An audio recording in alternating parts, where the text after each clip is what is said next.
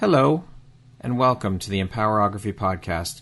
This is a platform created for women's voices to be heard and a place to share their stories, journeys, and successes with the world for the purpose of helping other women who might be on similar journeys.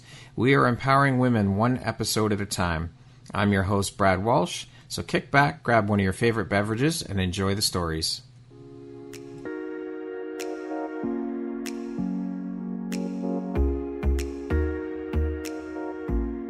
The world needs to hear your message and your story, so don't deny the world of that gift within you that the universe has given you. Someone out there needs to hear your story because it will support them in feeling hope, inspired, and even transformed. Do you want to discover how I help get my clients out of their own way, show up, and confidently share their message? I would love to extend an invitation to you to join me in my free masterclass, Start Your Own Podcast from Idea to Implementation, on Wednesday, April 5th at 1 p.m. Eastern.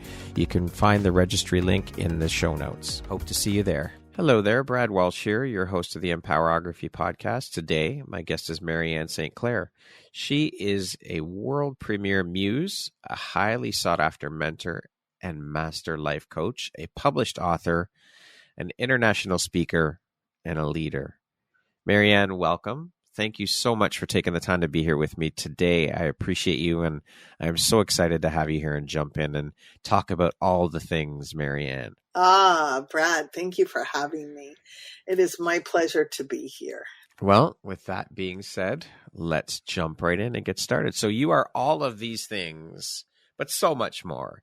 So I want to jump right into the Muse stuff. I'm really excited to talk about this stuff. So let's start with this. For those who might not know, Marianne, what exactly is a Muse and what do you do as a Muse? Brad, the Muse to me, and for what I've been feeling for most of my life, is the Muse. I inspire people. And I also just really come from that feminine place, that feminine energy, and ignite things inside of people, like turn on light bulbs, and then help them to, I like bridge the gap between what is here and now and what is in the unknown. And so I bring the unknown to the known and, sort of be that bridge for them.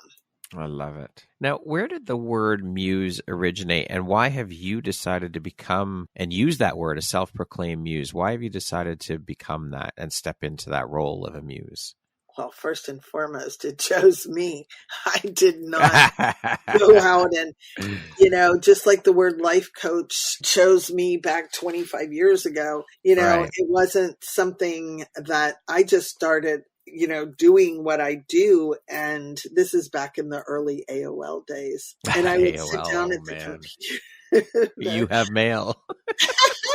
And I would be in a chat room because I was a newly divorced and I had a young daughter. And so rather than going out, I would sit and entertain myself at night in a chat room. And that's how I honed my intuition. I began listening to what was coming into my thoughts. And so, not to divert, but, someone told me on an airplane one time, what did you go and do with your, you flew up yesterday on a plane with me and now you're flying back. What did you do? And so I told them what I did and they gave me the words coaching.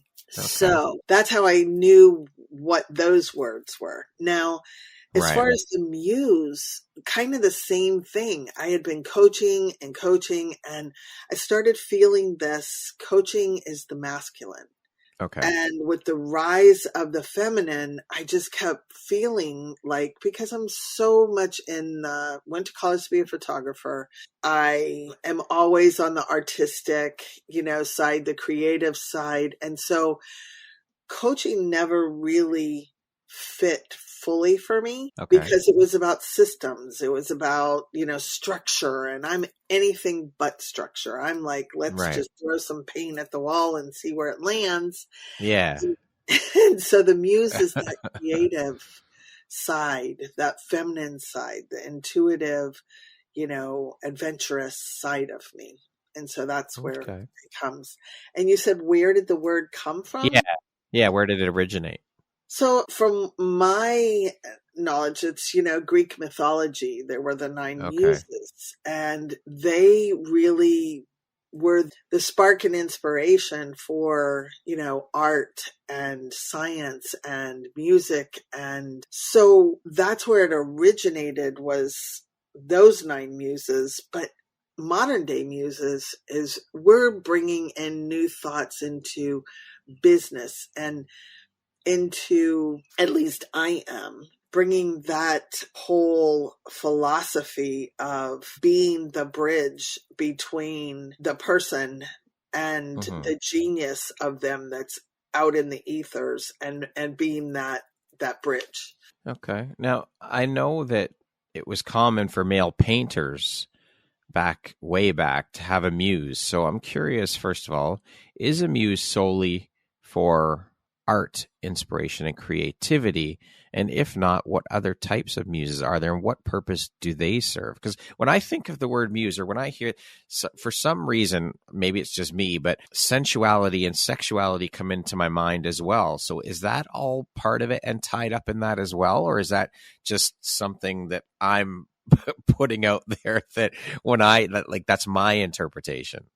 No, it's not your interpretation. Okay. It is. And for me to fully become the muse that I am today, I had to fully embrace my full and own my own sensuality and sexuality. So I had to heal some, past stuff. I had to fully come into my own sovereignty, because sexual energy, it's life force. Yeah. And so everything comes into being, we're born by 2 people, consummating and coming together through sexuality and ideas. And, in Napoleon Hill's book, Think and Grow Rich, he talks about sexual transmutation. And that is where we harness our sexual energy, and we can create things in the physical realm from that. And so sensuality is really being fully in our body and being awake to what we begin to interpret. I think of the body as like a TV. Okay. So in the shutdown body, we're kind of like an analog where we're trying to tune in, like the old days when it was a transistor TV, where we're like trying to dial antennas. Hear all that static, right? And then you finally get on that UHF. Well, when we're fully in awakening our senses, we're like the high definition TVs of today, where there's Technicolor and there's all these, because we're getting more information coming in and we can interpret it, and we're getting higher vibrational information. And so if you're not listening to your body, if you're not using that information and you're just up in your head, you're missing out on the full multidimensionality of who you are as a human being. So there's so much more once you become more into owning your sensuality and sexuality. So I'm curious as well then, is the title of muse typically used for women? Like, can a woman have a male muse? Absolutely. Okay. Because when I think, again, this is another thing, when I hear the word muse, I always think feminine. It's a woman thing. It's women are muses, not men. Okay. And I tend to think of it like this. A person who is fully embracing the feminine side of her energetic or his energetic, can be male or female, when they have those gifts are more, let's say, alive, when they're more awakened. Pronounced. Pardon me? Awakened? Yeah, or pronounced, and they're in their sensual and sexual energy, then why not? Why couldn't it be a male? Yeah. Why couldn't a male be a muse? I've had several male muses for myself. And there's a lot of women going around being more masculine nowadays. Yes.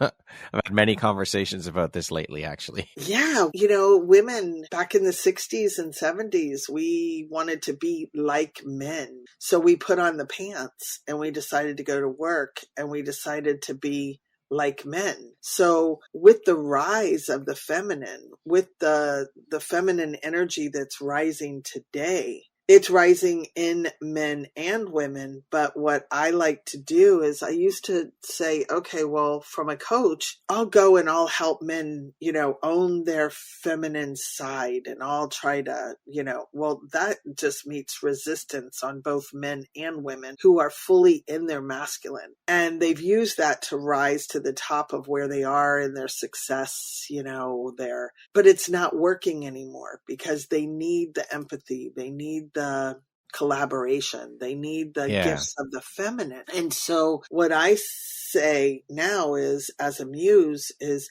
I'm not trying to change them or make them more feminine. All I want to do is bring the full essence of Marianne, the muse, to them, and then meet their masculine wherever they are, and then just meet that, let it integrate, and let it now spark something new. Because when you have the masculine and the feminine doing the dance, it's very potent. It's very powerful. Well, we need both. Absolutely. And we all have both within us. Absolutely. But some is pretty dormant. Some people, they don't listen. So what I do is not try to educate them on it. All I do is bring the feminine to them. Now, you have said that the modern day muses are rising and they play a vital role which will inspire change in the world by creating new ideas and innovations. And you are calling all muses to step forward. Why are you doing this, and why is this so important to you? Yeah, because I think, we hear the world is in such a place right now. And I think, I think it was Einstein who said that you can't find the answers by the same mind that created the problem. And so what better way than to have the muses who are all about inspiration, who are all about tapping into the unknown and using the intuition to bring in some things that can help create the change that we want to see in the world. The new innovations.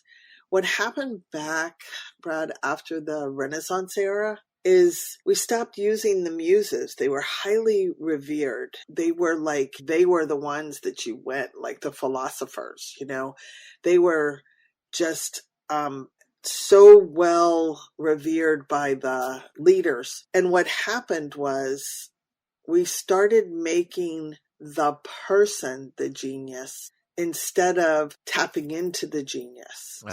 Tapping into the genius in the ethers that knows all, that is all, and pulling from that, we made the person. And that's a heavy burden to carry. That is really heavy burden. That's a big responsibility. Isn't it? Yeah. Yep, it is for sure. I agree. So I think muses are they're lighting up. They're starting to hear, they're calling. There's just like the witches and the sirens and a lot of the feminine that is awakening. I think the muses are on the rise also. And I think humanity and the world needs the muses to spark all the new ideas. Well, the world needs to wake the fuck up. Let's be honest. And it has started, I think. Absolutely. There are a lot of people starting to wake up and realize that we don't have to continue doing the things in this world the way we've been doing them for so fucking long. It's time for a change. It's time to start over. Let's burn this fucking shit to the ground and start. Maybe that's not the right way about going about it, but we need to start over. Things do need to, and I think they are starting to crumble, but we need this change. It has to happen. Well, and it has to happen on a micro level with each one of us. Yes. Yeah, for sure. Each one of us doing our inner work. Each one of us, all the change has to happen on the inside before we can see it on the outside. 100%. I'm curious, Marianne, I know that sensuality and sexuality play a very big part in who you are, and you're a huge advocate for women owning their sensuality and sexuality. So how does your advocacy play or integrate into the work that you do with your clients? Well, I kind of do two different aspects of the work that I do. One is working with women, and that is really to get them to, that is working with them to own their sexuality. It's getting them to begin to awaken their bodies and to look at all the false beliefs and lies that they've been taught. I call them dirty little lies. And once they begin to see some of those, and they're just, programs. And then they can begin to come more fully into their bodies, owning their bodies, expressing themselves the way they want to, and really taking sovereignty over all aspects of their life, in their relationships and their sexuality. And I believe that when we dive into the realm of sexuality, it's the quickest healing because it's so integrated into every aspect of our life. Yeah. So when we begin the journey of our sexuality and looking at it and owning it, it ripples out into every area once we really begin to embrace,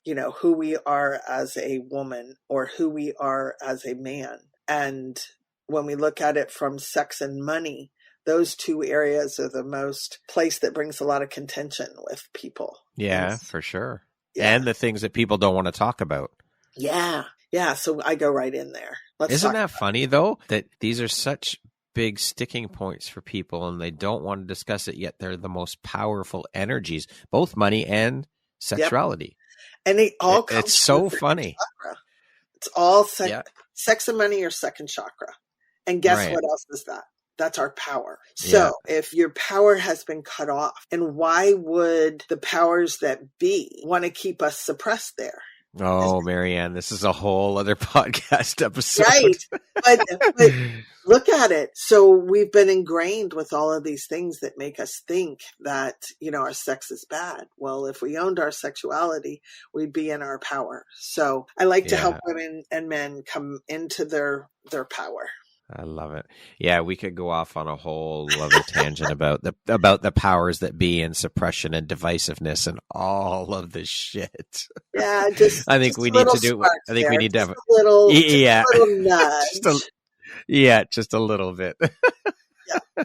I want to talk a little bit more about your coaching now, and I've heard a lot of people say that most, if not all, coaches have been through, of course, we've all been through our own personal struggles and journeys, but coaches, especially before making that leap into coaching, that's what kind of inspires or sparks that want to jump into coaching and start coaching. So can you share a little bit about some of your struggles and your journeys that you went on before making the leap into coaching? Yeah, well, mine was so many years ago, and it was preempted by a divorce. And it was preempted by a divorce where I felt like I was just not owning me. And I set out on a journey to go find me. And that really, it was a good marriage. I was his muse. We were making $1 million a year back 25 years ago. But there was something missing on the inside that I just could not touch. I couldn't express. And so I felt like I needed to dive in. And that's where I started coaching, didn't know what it was called. I went to massage school. Tennis coach, a golf coach, what? No, before coaching was a thing. But I had someone say that. It's like they were talking about coaching way back, and people are like, a coach, what, like a tennis coach or? Oh, everybody thought I joined a cult. They were like, my family was like, we've never heard of this. And I'm like, well, you'll be hearing more and more. And I'm just going to tell everybody here, you haven't heard of musing. And, some of you may have heard it inside of you and have, but you will start hearing more and more. There will be muses like there are coaches. You will start to call upon a muse when you want to, do something new and different in the world, and adding them to your team, just like a coach. Right. As far as my coaching practice nowadays, it is the work with women, and it's called an odyssey. It's a journey into coming home, and coming home to your body, coming home to your soul, coming home to how you want to express yourself into the world. And, I partnered that with the muse. I can't, it's all of the masculine and the feminine, and I bring both to the work I do in the world. That's fucking powerful. I love it. Thanks. And so how then have these experiences, your experiences, helped shape the Marianne you are today, both personally and professionally, do you think? Well, along with my daughter's journey, and I have a daughter who has a chronic illness, and Right. it's been a 15-year journey there. And so that has really shown me to stay in the moment and that I don't have control and to surrender. And I think the way that it's really shaped me is just to love myself, be in gratitude for it all, and really to express myself in the way that is true to Marianne and not be, like you hear this word over and over, be unapologetic. It's like Yeah. the thing I hear, Brad, more and more is, Marianne, you give me the courage. You give me, you're so bold. You own your sexuality.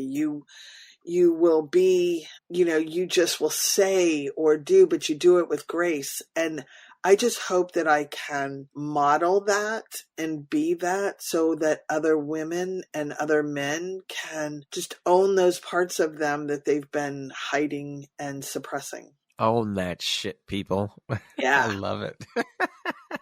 The good, the bad, So what would you, all the ugly. all of it, all the messy bits too, right? Yes. What would you say was the biggest or most valuable takeaway or lesson for you then from your personal experience? What has been the most valuable lesson?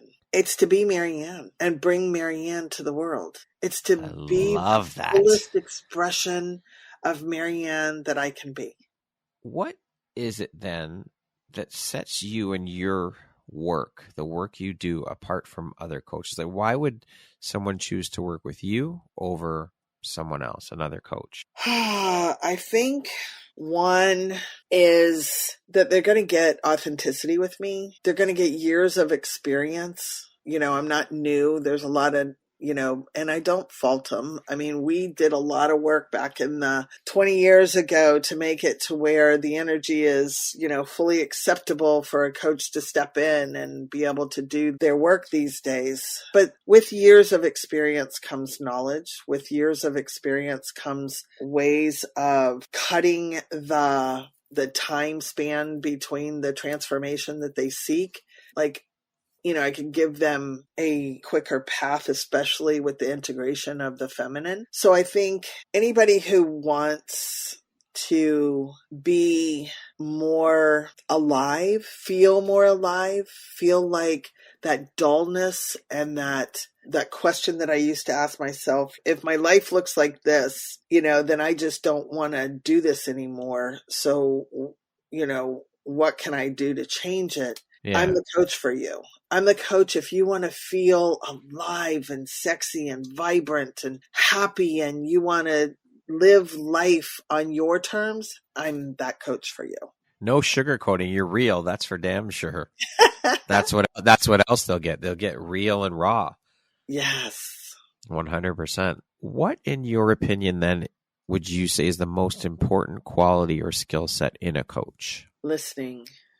And removing myself from what I think the outcome needs to be. I think so often coaches have their systems and their goal that they want for the person. Yeah. And I think that it's so important to show up fully and bring all of Marianne to each call and then not be attached to any outcomes. Because then I can listen, I can be intuitive, I can be knowing what needs to happen next for that person rather than a cookie cutter, do A to B to C. None of mine is systematically. I feel like every call, something different is going to come up. Something that creates the movement towards the transformation. And I think that when I can show up fully and be there present, then it will reveal itself and then we can magically co-create something wonderful together. That sounds incredibly beautiful and powerful. What lights you up or inspires you the most about the work that you do? Watching people step into the lives that they love.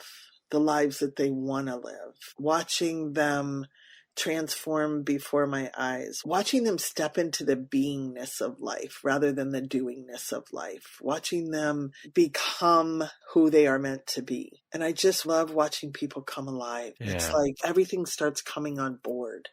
A rebirth. Yes.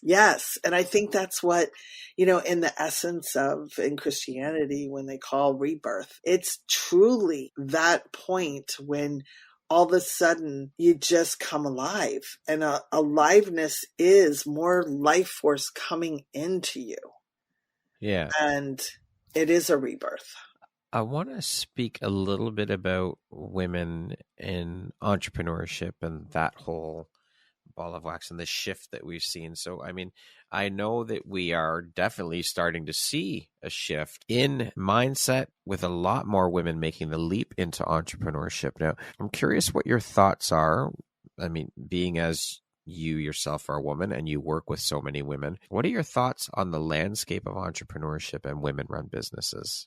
Well, I think that women are believing in themselves. Women are feeling a lot more empowered to bring their missions and their purpose to the world.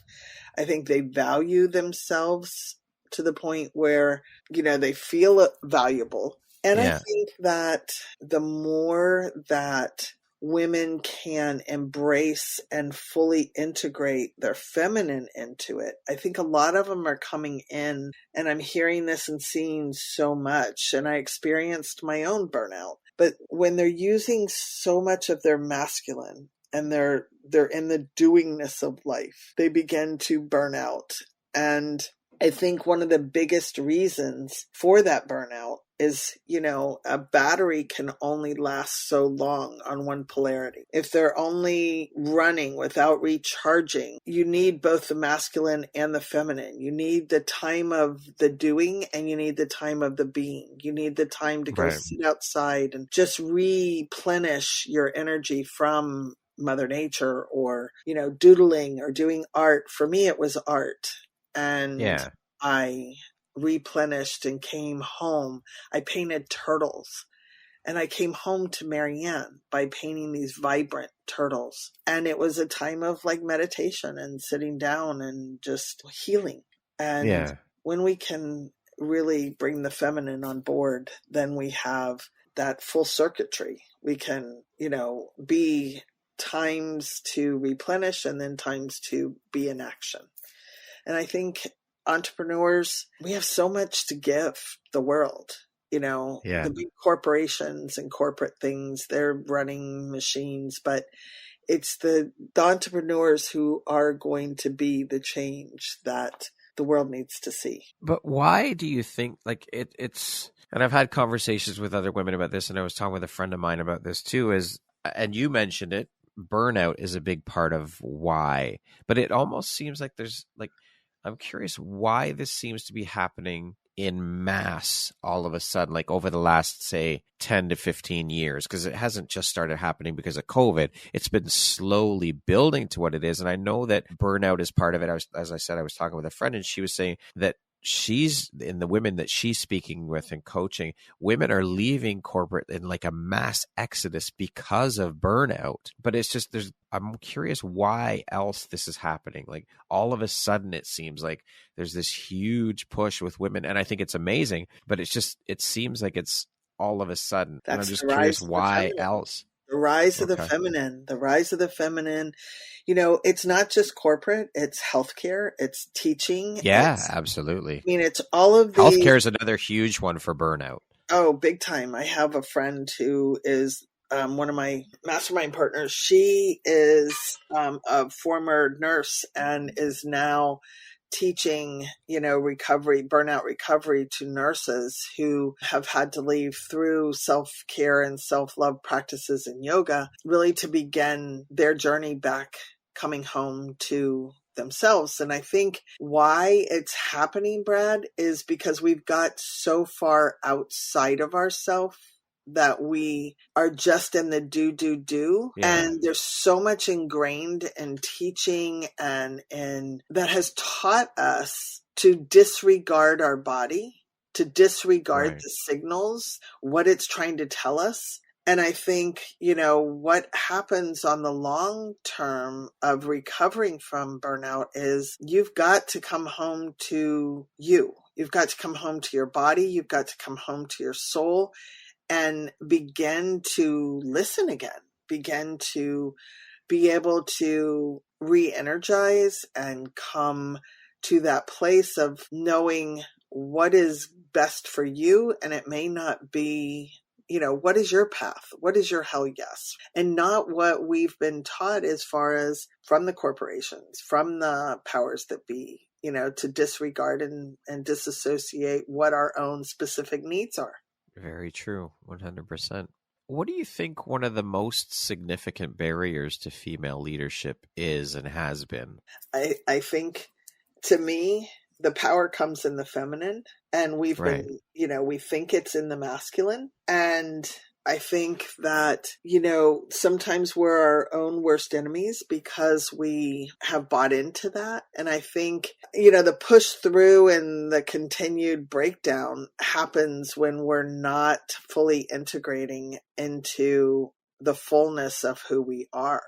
We're not taking and embracing, how powerful we are as a woman in our feminine attributes. Like, say for instance, we think we've got to go out and make it happen. And truly, it's in when we can seduce, and I use that word, and particularly, it's like, we talk about the law of attraction and we talk about magnetism. And truly, when a woman who is in her power and can seduce the world to giving her what she wants, is that law of attraction. It's come hither, bring it to me. And so when we can turn on, when we can be in our bodies and live in our turn on, and then we can bring it to us rather than going to try to make it happen. And well, that's a very masculine thing, right? Make it happen, hustle and do this and do that. That hustle culture. I hate that. I absolutely cannot stand that word. I cringe when I see these women who live the boss life and live the hustle I'm a boss bitch. And the boss bitch. And I'm like going, oh my gosh, you're going to hit burnout. It's coming. I know it. And I'm like, stop educating other women, to do that. I like a strong, bold, feminine who is unapologetic in what she's asking for. Because we also, dumbed down. We got to where we were afraid to ask for anything because it might hurt somebody. We were people pleasers. We were trying to be the good girl. Hell no. It's like, I'm going to be Marianne, and I want other women to be who they are and really step into this place of asking for what you want and knowing you're going to get it, not making it happen. It's funny, I was having a conversation with another friend of mine earlier this week, and we were talking about how, the pendulum was swung so far the other way with the patriarchy and all of that bullshit. And now she's saying she was having a conversation with some friends, men and women, and they were talking about how now the pendulum is starting to swing too far the other way. It's like, we've got to stop. Like, it's where she was saying they were talking about how women now are like, we don't need men for anything. We don't need the masculine. We don't need, and it's like, why can't we just meet in the middle? Stop the divisiveness, stop the bullshit, masculine over feminine, feminine over masculine. How about we just unite and come together as human beings? And that's how we accomplish shit. That's how we get shit done. That's how we do things. For sure. And do you see it swinging too far the other way? I'm going to say that we don't know what it is to be a man or a woman. And we don't know what it is to truly be integrated with both our masculine and feminine. I think there is the rise of the feminine, and that's where I went on this journey back 5 years ago of trying to try to have men become more feminine. And that's where I'm going. That is not my practice at all anymore. Yeah. It is just sparking it. whether or not it's sparking it in a woman or a man. But I think when we try to make something the way, like, oh, the feminine's rising, so we all have to jump on board and make the masculine wrong, and then we're making men wrong.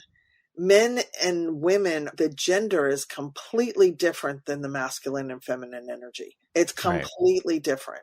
So when we start playing with it within ourselves, and we start looking and be in the inquiry of, am I being or am I overdoing, and then how could I replenish my own energy? And I think the pendulum will swing back when we can fully integrate both, when we don't make one or the other, when we say we need both.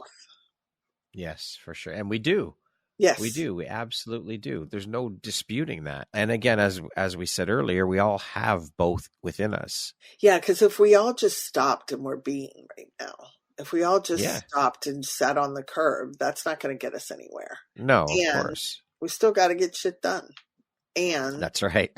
sometimes we're running around chasing our tails with our head cut off, and we just keep in a loop.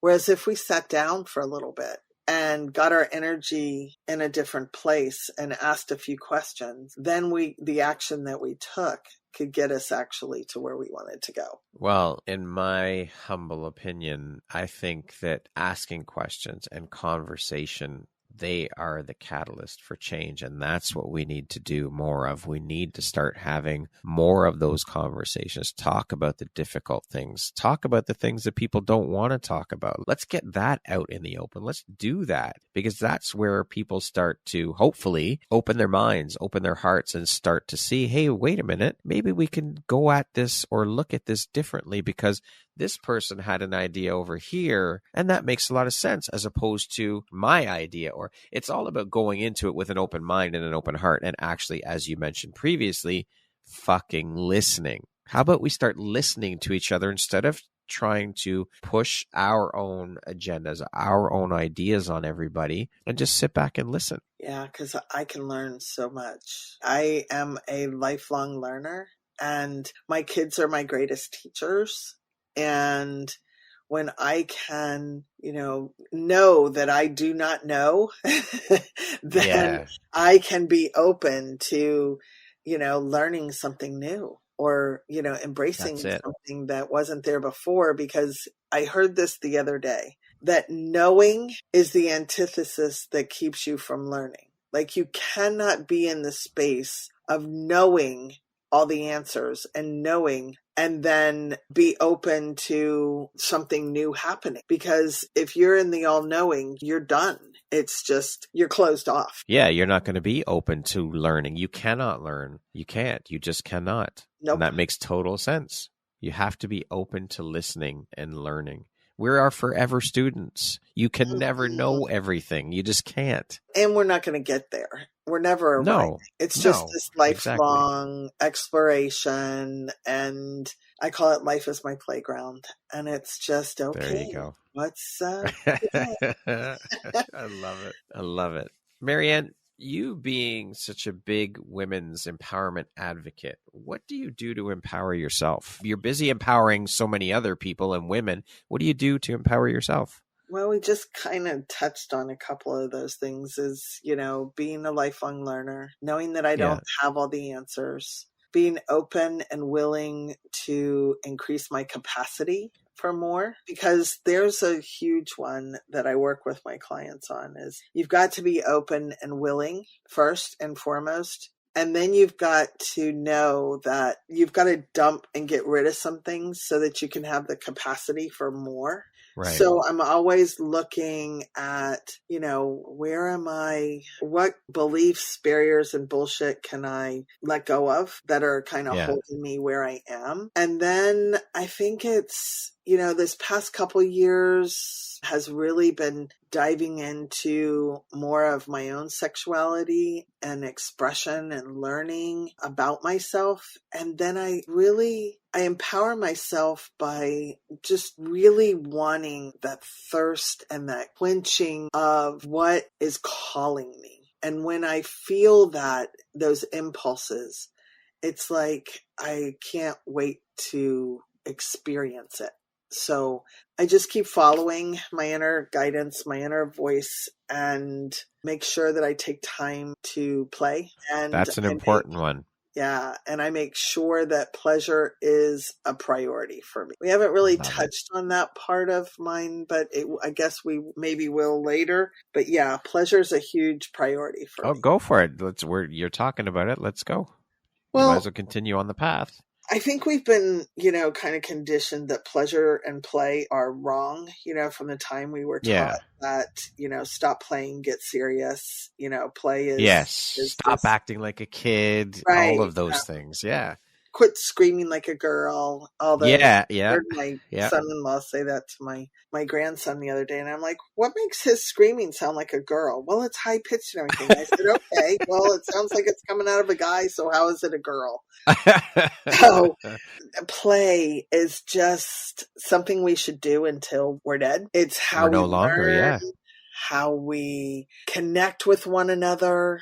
And then, Brad, pleasure. Pleasure's been this one with the rise of the feminine. I say pleasure and play are the feminine way. Right. And those are two of my main things, is making sure I'm playing, making sure that life is my playground, and also putting my own pleasure as a priority. What is it that makes me feel good? What makes me enjoy life? Yeah. We've been conditioned for so long. As we start adulting, it's like, well, stop acting like a kid, stop behaving like a child. Well, what the fuck's wrong with that? Why shouldn't we do that every once in a while? There's nothing wrong with it. Like I was talking with someone about this with art, and she was saying so she teaches art to adults and to kids.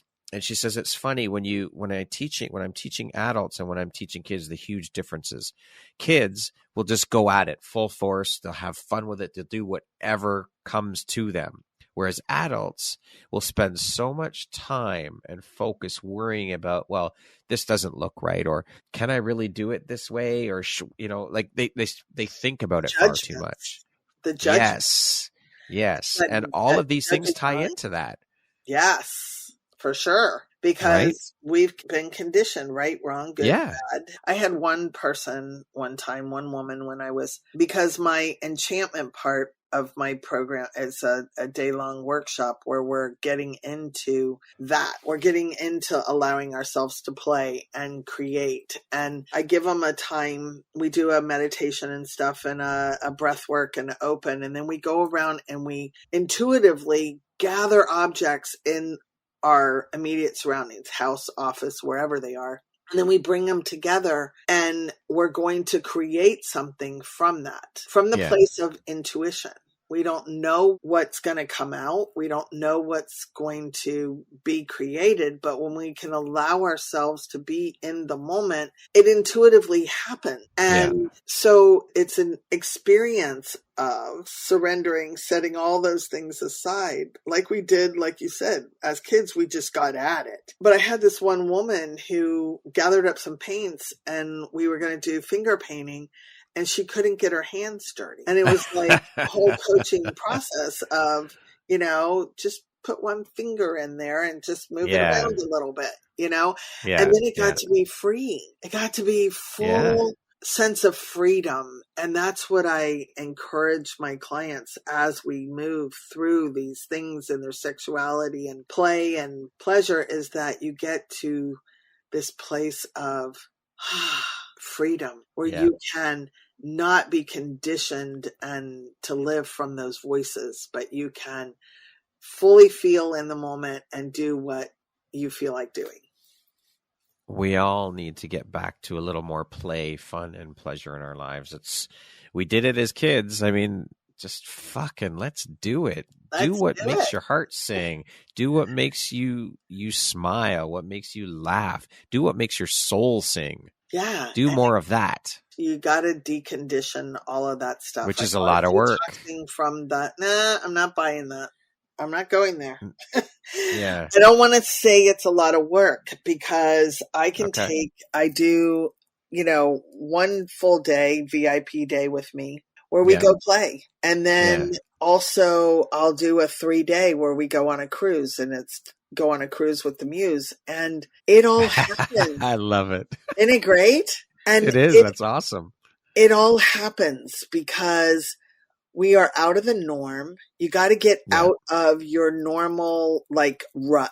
Yeah. And when you're in that normal rut, it's going to be hard because you're in your comfort zone and you're also in the inertia of your shit, and it's so that's why people go on a vacation is they spend all this time and then they get on their vacation. But unless you have somebody to really have you'll go back to checking your messages. You'll get the internet on the vacation and you'll be doing the same things. But when I take my clients on the cruise with the Muse, it's there's no phones, there's no checking internet, and we're going to play. We're waking up and we are just for the pure enjoyment of being in the moment. And it may be we're sitting out on the deck looking out at the horizon and we're just taking one crayon and a thing and we're just doodling for a little bit. But through this experience, Brad, I've found that what happens is a major shift happens and they tap back in because I'm bringing that feminine to them, that they now are able to embrace that rebirth, that sense of what they were longing for, that they wanted to feel it. They know it's there. They just don't know how to do it. It's lying dormant in them. Right. And they don't know how to do, because I can remember when somebody told me, just be. And I'm like, well, how do I do it? How do I do it? Yeah. And it was so frustrating. That word do, the doing. Right. Yeah. So the cruise with the Muse, we just take and we go, and it's that full freedom to be and with no expectations. So it doesn't have to be hard. Yeah. I'm going to say it does not have to be Makes sense. There's ways to make it very easy. Yes. So all this speak and talk of empowerment, what does that word mean to you? Yeah. I think that for me, it's more of a word. I pair it with sovereignty. It's coming home to you and being the fullest expression of you that you can be. And I think I can't do it for anybody, but what I can do is just emulate it. I can show them by being it. There's that being again. Love it. What is, Marianne, one of the most important things you've learned in your life? And what was your life like before learning it? And what was your life like after you learned it? Yeah, I think one of the things, Brad, is to own and to be my uniqueness and to own my sensuality and sexuality, and that pleasure is not a bad thing, that it's a good thing. And there's just been this sense of, damn, why did it take me so long to get here? And it was right there all along. And I just let outside things steer me away from it and make me feel like it was bad and wrong. And when I fully embraced all of who Marianne is and what I'm here to bring to the world and the full, essence of the pleasure and play and the sexuality, it's like I could not ever think of stuffing myself back into that bottle and putting the cork back on. I feel like the world is a better place for having Marianne be all of me. And so absolutely. I pop that cork and let her rip. Let's have, let's have more fun. Once you've seen it, you can't unsee it, or you can't unring that bell. No. Once it's been rung. I love that. I love it, Marianne. The world needs you and your gift and your light that you're putting out into the world. I think it's beautiful. Thank you. Let's jump into a little rapid fire section here. So the next grouping of questions just be like 2, 3, 4 word answer type thing. Okay. How would you describe yourself in one word? Love. What never fails to make you laugh? That's a good one. A great joke. A great Right? joke. What is your favorite self-care practice? Pleasure. Because I feel like I'm loving myself and loving the Yeah. world when I'm in my pleasure zone. Whatever, from all the way from, self pleasure in sexuality to just smelling a rose. Who would you like to be stranded on a desert island with? Wow. I would say I have not met that person yet. I like that. If you could teach the world one thing, what would it be? Make pleasure a priority. And If play. you could be there you go. If you could be remembered for one thing, what would it be? Be true to who you are. Be true to Marianne was true to who she is. That concludes our rapid fire section. Now back to our regularly scheduled program. What's something surprising that you've learned about yourself in the last year? Yeah, that I still am working on this people pleasing a little bit. I've got a little bit more to go. And I thought that I'd kind of moved away from it, but I think there's a little bit more of that there. And yeah, I'd say that's it. What would you say is the biggest thing you did or are doing that has helped you achieve the freedom to do the things you enjoy? Just listen to my inner voice and do it anyway. If I get that impulse and, all those voices come in to say, well, you shouldn't or you can't, it's like, suspend those and ask the question, well, how could I? Yeah. And take leaps, take risks. Another one of those childlike playthings is we forgot that, to be adventurous and to take leaps, and travel has helped me also because it's seeing the world anew. It stops that seeing life in the same way all the time. It just really sparks that newness within. Getting back to the child and play, kids are fearless, and we lose that as we adult. Well, we become like scared. We become like, what is the fear? And that's because of conditioning. Yes. But, I love 100%. some of my adrenaline junkie friends that just they dive off bridges and stuff. And I'm like going, I'm not quite there, but, I'll do it over here around, things that I'm not really a dive off a bridge person, but I will. When I was out in Colorado and went out there, it was summertime and I wanted to go, sunbathing and stuff. So I looked up and found a nudist resort in the middle of the mountains and went to, the nudist resort by myself. And it's like pushing the edges and pushing my edges and doing things that seem a little bit uncomfortable is what I, always encourage people to do, is go up to that edge and go ahead and leap, because what you want is on the other side of that. In the last 2 years, what new belief, behavior, or habit has most improved your life? What I just described, doing it, going up to my edge and finding it, and, finding those things that where I can experience something new.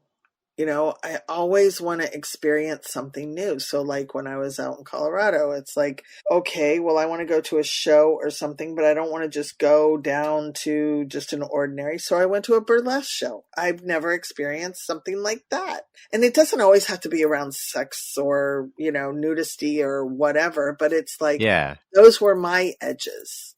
And so I've gone and traveled by myself. I just like to go past what I know now.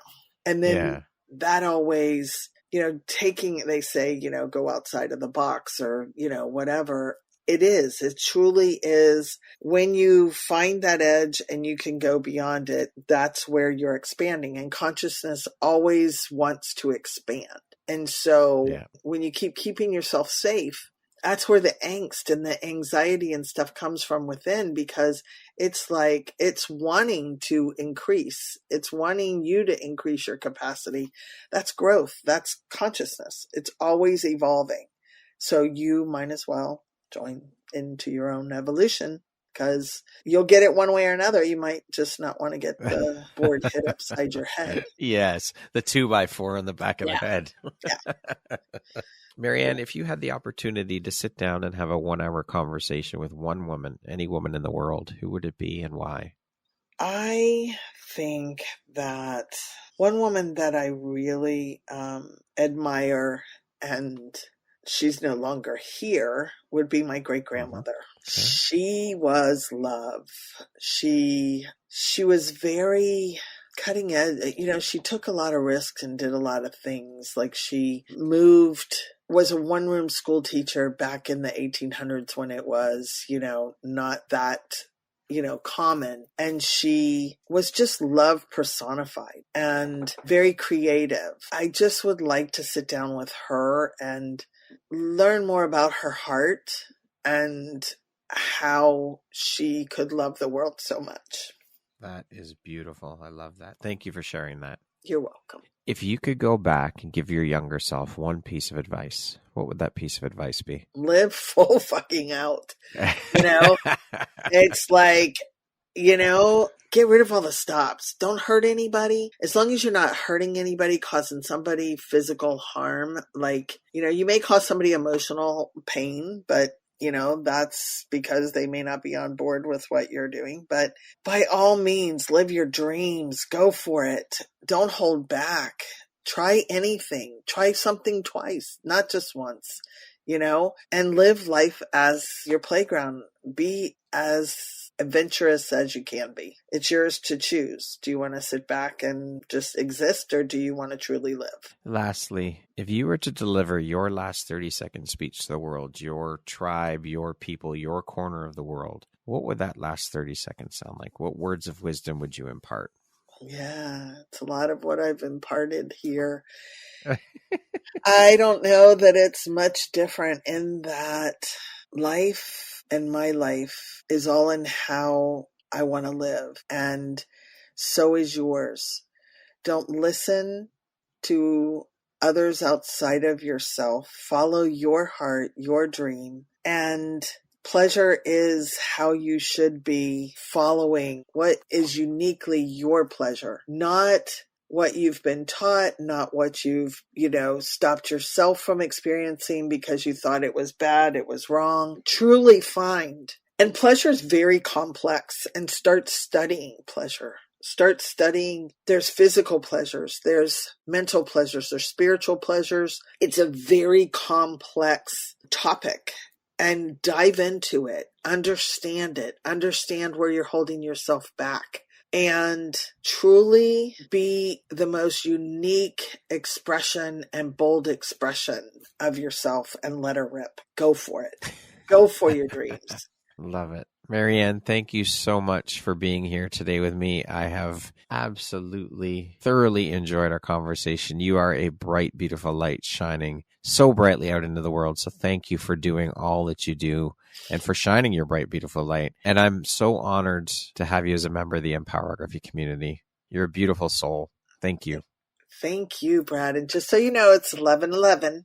So there we go. Up at the clock, and it was 11:11 as we're winding down. So I just want to thank you. I want to thank you for all you are doing in the world and bringing all of these wonderful speakers. And, it says a lot about who you are as a human being, that you feel so passionately to lift up women. And I just am so honored to be a part of your world and your mission. And thank you for allowing me to bring my voice to the community. It is my pleasure and my honor. And thank you for wanting to be part of this community and for being part of it. It's because of women like yourself. I mean, this platform wouldn't exist without women like you and all the other women who are part of the community, who support my mission, who have been guests on the podcast and all of the things. Without you, there is no Empowerography. So thank you for being part of it. I appreciate you. Namaste, Brad. Namaste. Once again, my name is Brad Walsh, host of your Empowerography podcast. Today, my guest has been Marianne St.Clair. She is the world premier Muse, a highly sought-after mentor and master life coach, a published author, an international speaker, and a leader. Thank you so much, Marianne. I hope you have a wonderful rest of your Friday and a great weekend. You too, Brad. Look forward to speaking to you another time. And everybody, make sure you have lots of pleasure and play and make pleasure your priority. Thank you. Bye, Marianne. Bye.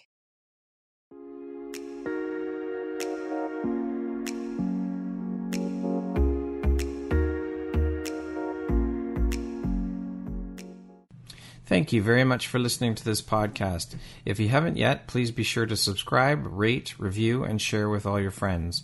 You can find me at viseuphoria.ca and follow me on Instagram at Empowerography Podcast and on Facebook at Empowerography. Please join me next time for another inspirational story from yet another amazing woman.